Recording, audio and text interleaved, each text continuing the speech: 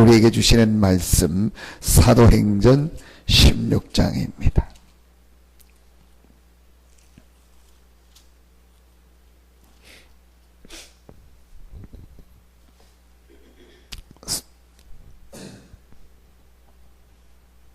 (31절) (32절입니다) 34절까지 보겠습니다. 31절부터 34절 같이 한 목소리로 합독합니다. 이르되 주 예수를 믿으라. 그리하면 너와 네 집이 구원을 받으리라 하고 주의 말씀을 그 사람과 그 집에 있는 모든 사람에게 전하더라. 그 밤 그 시각에 간수가 그들을 데려다가 그 맞은 자리를 씻어주고 자기와 그 온 가족이 다 세례를 받은 후 그들을 데리고 자기 집에 올라가서 음식을 차려놓고 그와 온 집안이 하나님을 믿음으로 크게 기뻐하니라. 아멘. 하나님께서는 우리를 부르실 때 아브라함의 축복을 예배해놓고 부르셨습니다. 그래서 그럴만 하죠. 아브라함 보고 본토 친척 아비집을 떠나서 가나안으로 가라. 지금도 그런데 그 시대에 완전히 떠나서 이사하고 새로운 곳에서 산다는 거는요 보통 일이 아닙니다. 그렇기 때문에 아브라함이 처음에는 의심할 수도 있었고 흔들릴 수도 있었고 어려움 오니까 다시 이렇게 내려가기도 하고 그래서 어려움을 당하기도 했습니다. 그러다가 어느 날 아브라함이 깨달았습니다. 결단하라는 말은 그냥 뭐 결단하다 그게 아니고 깨달은 거예요. 아브라함이 내가 받은 축복이 무엇이며 하나님께서 복음 안에서 주신 축복이 무엇인가를 깨달은 거예요. 그래서 히브리서 11장에 구약의 믿음의 영웅들을 얘기하는 중에 아브라함이 나오죠. 요한복음 8장 56절에 보면은 아브라함이 나오죠. 아브라함이 어떻게 이 축복을 받았나? 오실 메시아를요 탁 바라본 거예요. 분명히 예수님이 얘기합니다. 아브라함이 나의 때 올 것을 바라보고 기뻐하고 구원받았다고 합니다. 그러면은 그 당시 시대가 몇 년 후에요? 약 1500년 전. 예수님이 그 말 할 때 그 앞에 1500년 전쯤에 아브라함이 있어요. 그 아브라함이 뭐예요? 우리가요 50일 후도 사실은 모르잖아요. 5년 후도 모르고 10년 후 1년 후 모릅니다. 그런데 우리가 앞으로 1500년 후에 있을 일 올 사람을 안다. 그거는 말도 안 되는 얘기입니다.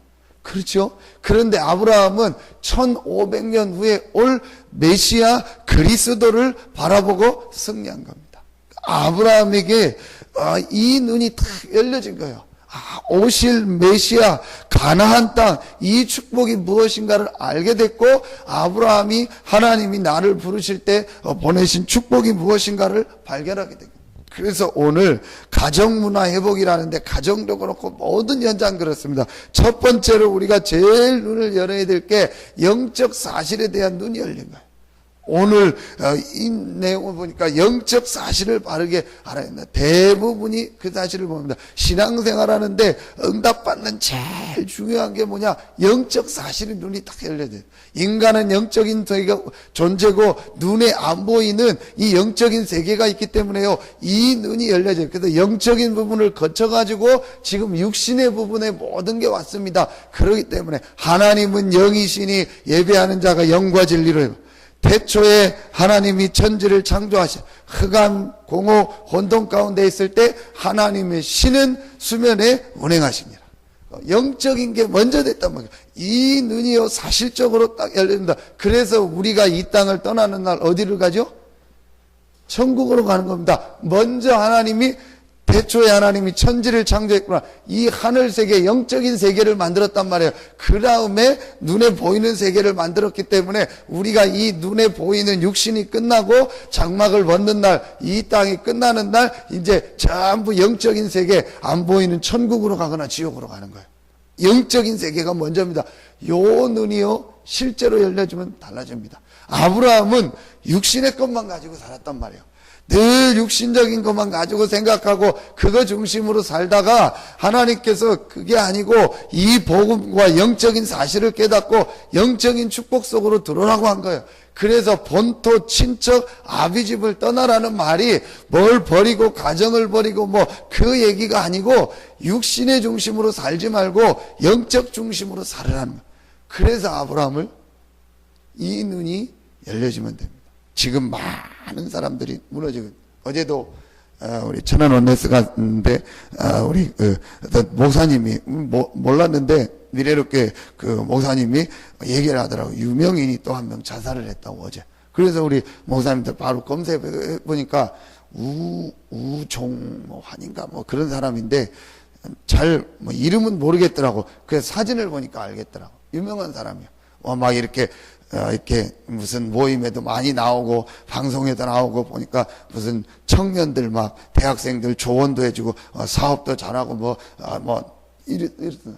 근데 결국은 여러 가지로 시달리다가 자살했다고 하죠. 이렇게요. 지금 어려움 당한 사람 너무 많습니다. 드러나지 않게 어려움 당한 사람 너무 많고요.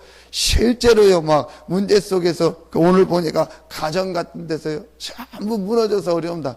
그런데 더 문제는 뭐냐? 그 가족 중에서 이걸 알고 도울 사람이 없어요. 왜 도울 사람이 없냐? 그래 잘해, 뭐 잘 될 거야, 이런 얘기하는 사람은 있지만 그 사람의 정말 내면을 알고 깊은 부분을 알고 이 사람이 얼마나 영적으로 시달리고 정신적으로 시달리는 걸 알고 진심으로 도울 수 있는 사람이 없다니까. 그래서 여러분, 우리가 정말 우리 가족들을 보면은요, 뭘 봐야 되냐? 이게 봐야 돼요. 분명히 하나님을 알지 못하고 만나지 못한 사람은요, 분명히 뭐에 시달리냐? 이 근본적인 영적인 부분이 시달립니다. 그 시달리니까 그걸 채우려고 뭘 하는 거예요. 그런데 우리는 자꾸 그거 갖다 뭐라고 하는데 그게 문제가 아닙니다. 이제 근본적으로 영적. 그래서 누군가 가족이요, 이런 걸 알고 좀 이렇게 제대로 도와주고 이해도 해주고 이런 게 필요하다니까요.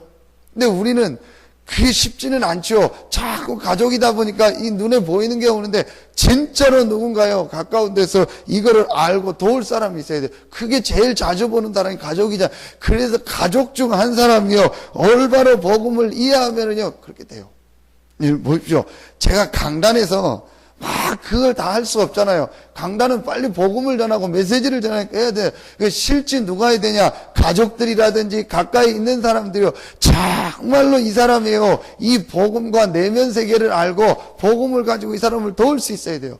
인간은 결국은 복음이 없으면은요, 시달립니다. 그 시달리는 걸 뭘로 표현하는 거예요. 그게 술이거나 뭐 게임이거나 아니면은 뭐 밖에 나가 노는 거거나, 그 사람이 뭐예요? 그게 지금 허전하다는 거예요.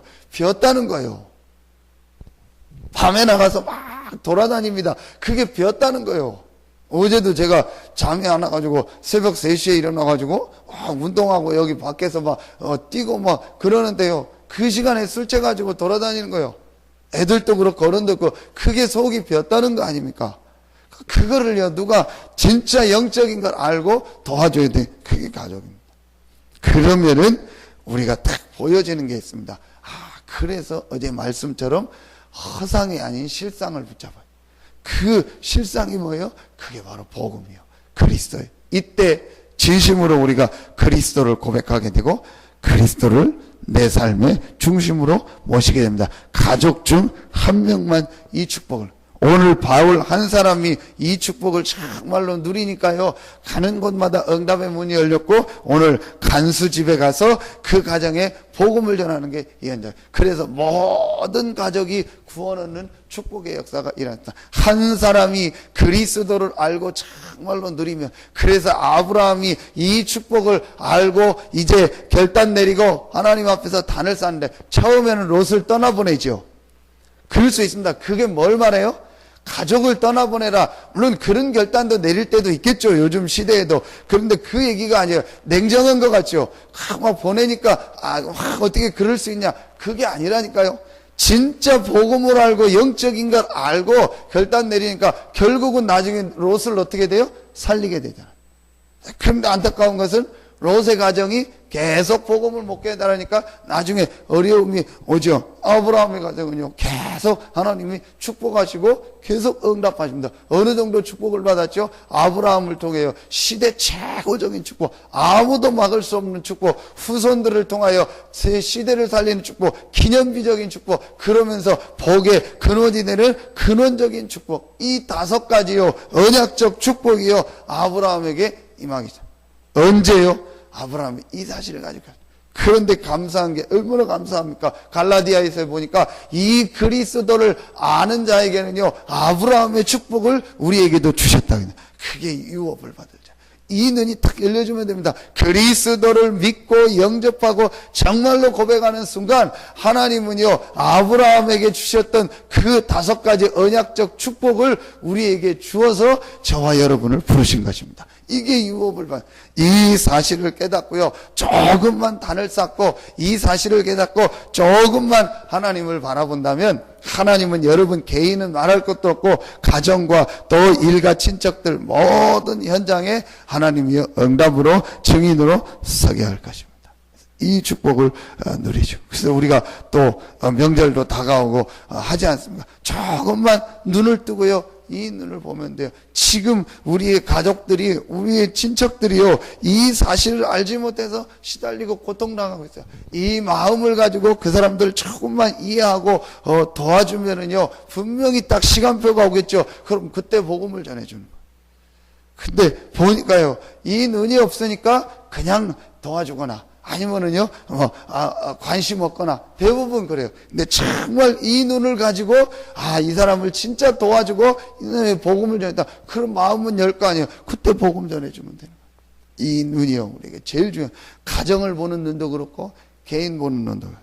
그래서 오늘 보니까 주 예수를 믿으라 그리하면 너와 내 집이 구원을 받으리라 하고, 주의 말씀을 그 사람과 그 집에 있는 모든 사람에게 전하니까 온 가족이 세례를 받았고 34절에 보니까 그와 온 집이 하나님을 믿음으로 크게 기뻐하더라. 이런 하나님의 역사가 시작됐습니다. 여러분 한 사람을 통해서 이런 역사가 시작되고, 또 우리나라 전도 선교의 역사가 그랬습니다. 가정에서 한 사람이 복음을 받았는데 그 사람 때문에 모든 가족이 복음 받고, 그러니까 그 후대까지 계속 복음 받고 모두가 살아났습니다. 그래서 특별히 우리가 명절을 앞두고도 또 여러분의 가정과 또 일가 친척들을 놓고 기도하고, 여러분 한 사람 때문에 가정 전체가 살아나는 것입니다. 제일 중요한 건 제가 보니까 한 사람입니다. 나 한 사람이 이 복음과 영적 사실을 알고